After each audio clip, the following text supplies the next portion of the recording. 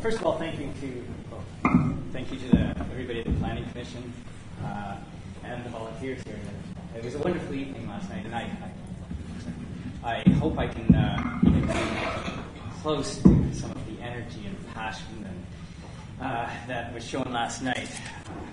I'll try to keep to my 8 minutes here. But Car-Free Day is something that I could blabber on about endlessly. How many people have been? Have we been or seen it? Okay, great. Because I don't have great visuals and such, but you can just close your eyes and imagine. And for me, it's Main Street.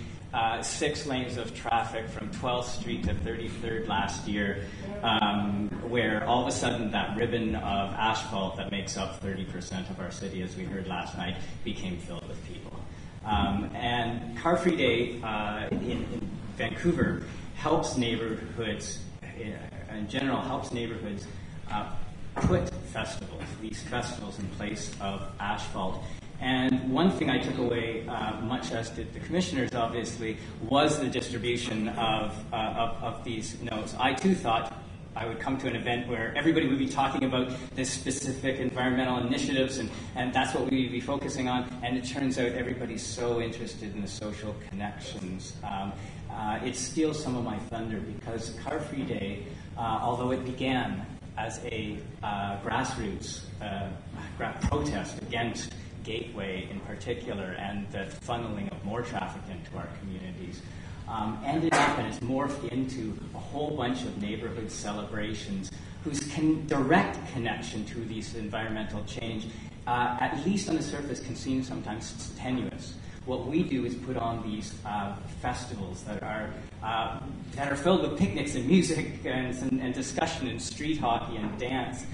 And what I want to do today is just speak to a couple of different lessons that we have learned, anyways, about our place in the building of communities and neighborhoods. And the first of those lessons is the power. I'll try to channel my inner Carmen, who should have been here today in so many ways. Instead of the dour professor, you'll get, I'll try to do Carmen here. The power of party in public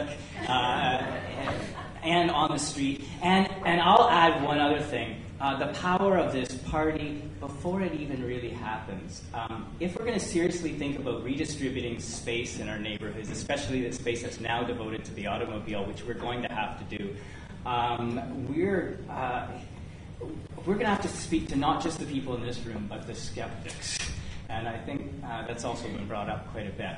And what our parties do more than anything else, even though they can sometimes seem just like a big party, is they provide a glimpse, a one-day glimpse, that this street could be something else. What are streets? And for a lot of people come to Car-Free Day, at least especially on Main, by accident.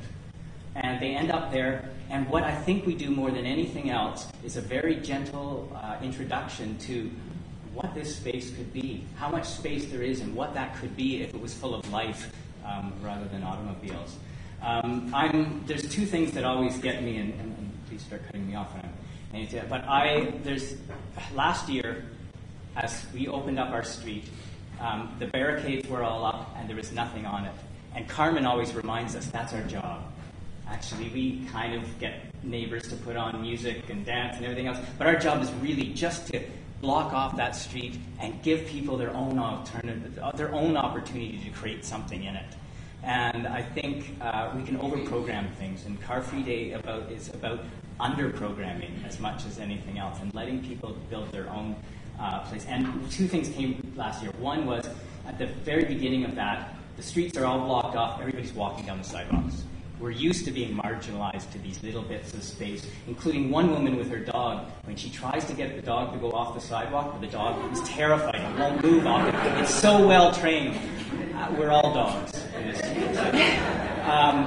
The second bit is something that happens every year, seemingly. I don't have that. In this situation, the first person to actually walk in the middle of the street, other than the 4 of us, 5 of us running around constantly to get the barricades up, the first neighbor to enter into that street is a kid. It's always a child, and they get on their skateboard and they zoom down the middle of the street, And you know what? That is as important as everything else we do that day. That child starts to see that street in a different way than they ever have. I mean, goodness knows how often we, in terror, tell our kids to stay off the street, you know. And that child goes on skateboard, or they just lie down in the middle of the street, which is always just a magical moment. The second lesson of it is it's sort of lesson 1.1, actually, is it's fun for free.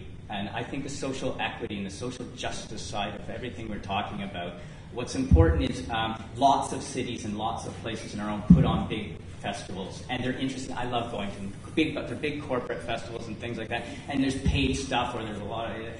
But the important thing is that we have, if we're going to strengthen our neighborhoods and include everybody, we have to think about how we pay for these things, etc., and how that individuals have to have an open, everybody has to be invited in. And as soon as even we have the smallest cost attached, that goes away.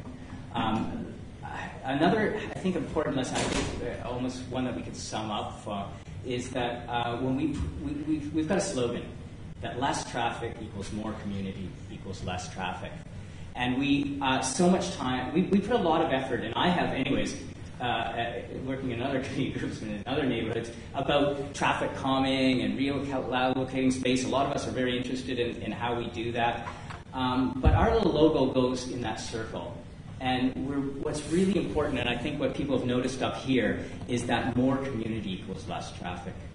If we're going to get to the skeptics, we know how hard it is to make the tiniest of little changes. Sometimes a little bike route here, a little bike route there, a wider sidewalk there. Where does that resistance come from? I think what our experience at Car Free Day is the disorganization, the lack of connection in our neighborhoods ourselves.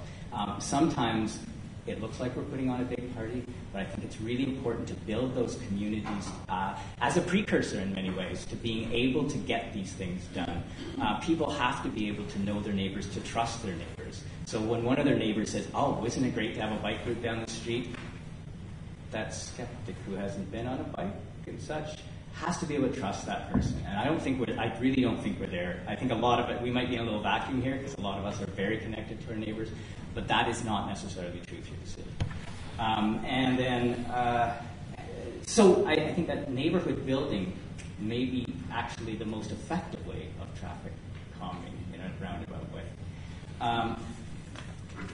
The third point I would like to talk about really is that what we've learned from our festival is the importance of the value that people put on things they produce themselves.